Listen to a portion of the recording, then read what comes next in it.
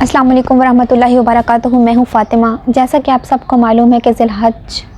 کے جو ہے وہ بابرکت دن آنے والے ہیں، اور ان کی مثال اس طرح سے ملتی ہے کہ یہ ان سے جتنا ہو سکتا ہے ہم لوگ فائدہ اٹھائیں، کیونکہ آقا علیہ الصلوۃ والسلام نے فرمایا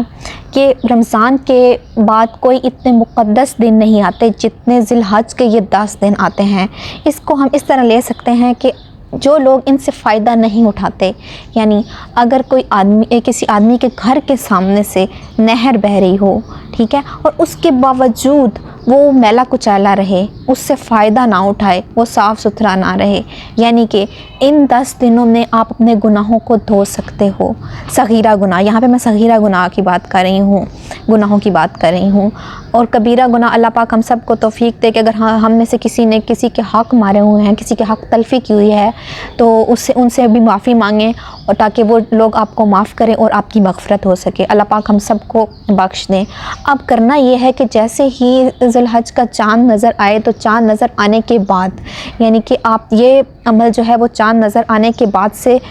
تہجد کے ٹائم تک، یعنی کہ فجر کے ٹائم سے پہلے تک آپ یہ کر سکتے ہیں۔ بہت چھوٹا سا عمل ہے، یہ کرنے سے یقین جانیے سارا سال آپ کے گھر میں برکت رہے گی، آپ کی رزق میں برکت رہے گی۔ اگر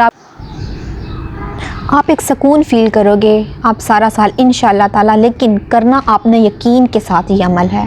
کرنا آپ نے یہ ہے کہ آپ نے عشاء کی نماز ٹائم آپ کر لیں، یا مغرب کی نماز کے بعد کر لیں، یا آپ تہجد ٹائم کر لیں، رات میں آپ کسی بھی وقت یہ کر سکتے ہیں۔ آپ نے صرف ایک دفعہ سورہ ملک کی تلاوت کرنی ہے، اور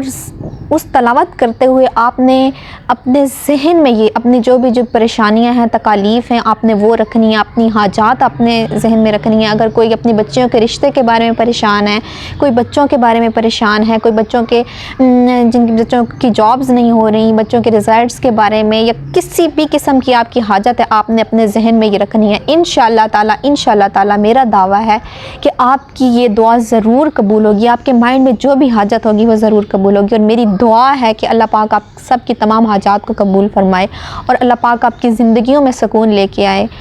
آمین یا رب العالمین۔